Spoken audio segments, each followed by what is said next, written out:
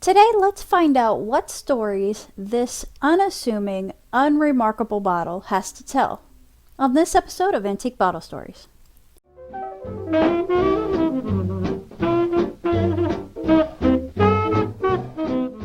Furst-McNess Company of Freeport, Illinois was started by two friends named Frank Everett Furst and Frederick William McNess.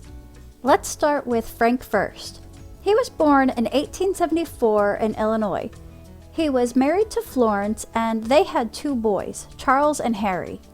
Here's a passport photo for the family in 1923. Frank started out going to law school. He graduated and he was admitted to the bar, but he never ended up practicing law. Now let's switch over to Frederick McNess. He was born in 1879 in Ohio, and he became a chemist. He was married to Della, and here's their passport photo from 1924. They had two kids. Frederick Palmer McNess was the name of his son.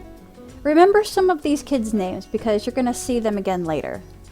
Furst and McNess ended up working for the W.T. Raleigh Company.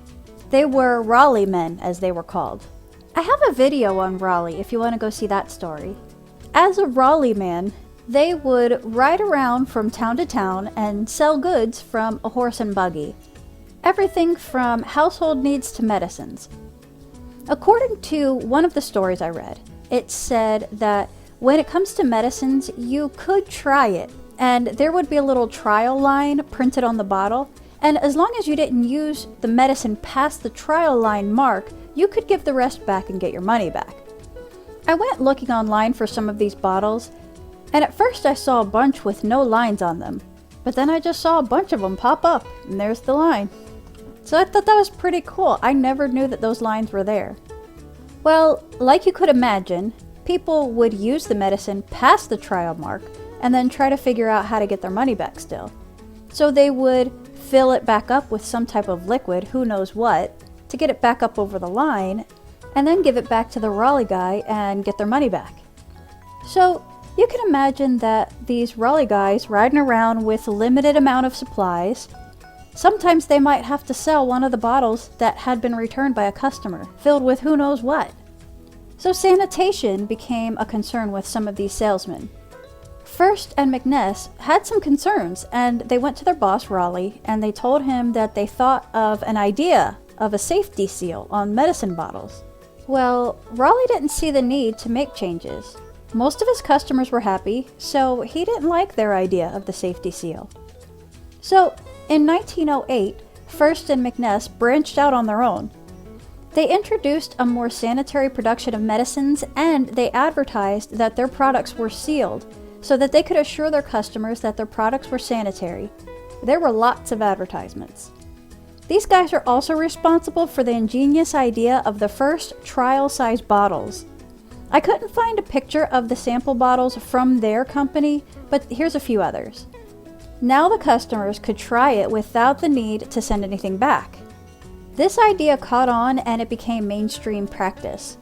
Now they followed the same business model as Raleigh, with the salesmen going out on buggies, going home to home, and selling the same type of products.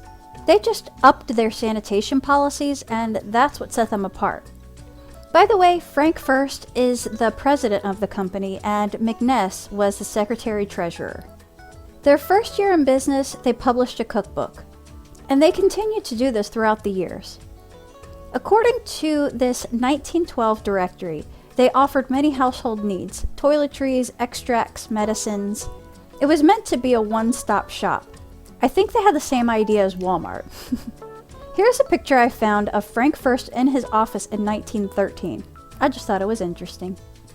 In the 1920s, the company had a bowling team that competed in leagues, as well as a baseball team that competed locally. During the Great Depression, they actually expanded to keep up with the demand, so they were doing quite well. In January 1930, Frederick McNess underwent a surgery, and this article states that he's expected to recover. It doesn't really say what he had done, but we see that he did die later on that year in October, at age 51. Switching back to Frank Furst, I found out that Frank and his wife were quite the musicians. He's mentioned in this newspaper article titled, "The Rotary Club is entertained by a fine musical program," in which he and his wife participated. He played the violin in this particular event, but he also played the piano and the organ, and he took an interest in art as well.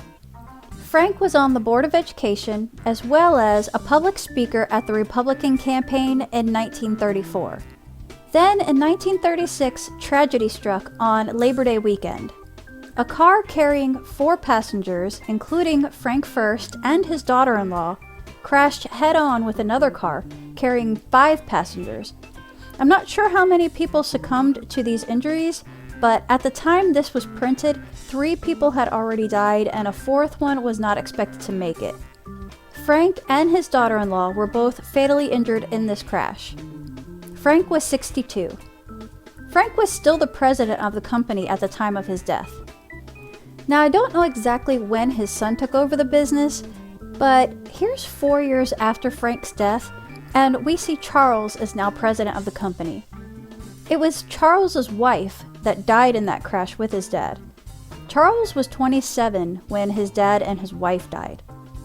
I don't know what her name was because the newspapers just list her as Mrs. Charles Furst, daughter-in-law of Frank Furst. So in this 1940 census, we see that Charles is 31 now, and he's married to Jean. Skipping ahead a little bit to 1956, this directory gives the status of the company. Charles Furst is now the president-treasurer, and Furst-McNess Jr. is the vice president. Here's what Frederick Jr. looks like. Sorry, I couldn't get that green square off of his face. At this time, they're still selling the same types of products. And I found a couple wanted ads in the papers. Here's one from 1929 and 1954. They look very similar. It looks like they still had the same business model as well of stopping home to home.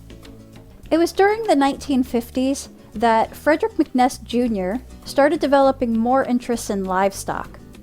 This ad explains that when cows are disturbed by flies, they don't produce as much milk. So if you use this spray called Fly Chaser, it keeps the flies away and it keeps the cows calm, therefore producing more milk and cream. They also started developing livestock feed with essential minerals. In 1960, Charles Furst is still president. He's about 51 now. Furst-McNess Jr. is still vice president. He'd be about 45 now. In 1968, bringing in the next generation, Frank Furst was elected treasurer. Now he is Charles's son, which is Frank Furst's grandson.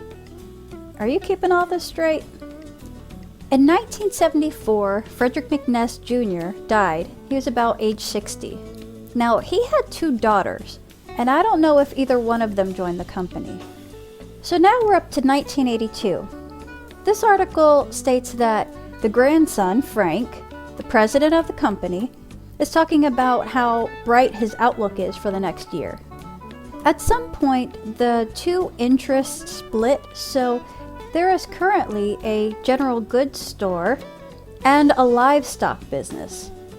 I found that the business is actually still being run by someone in the Furst family, so that's really awesome. I'm wondering why the logo says McNess though, instead of Furst. So anyways, here's what the Freeport, Illinois location looks like today. As I said earlier, this bottle is just a plain bottle, maybe an extract bottle, maybe a med bottle. I think it looks a lot like these bottles, or these bottles. It is a screw top, and there is an Owens mark with a 4 at the bottom, so that dates it to 1934. And that's all I've got for today. I had a lot of fun with this one though. I hope you enjoyed the history of this bottle, and we'll see you next time. Thanks for watching.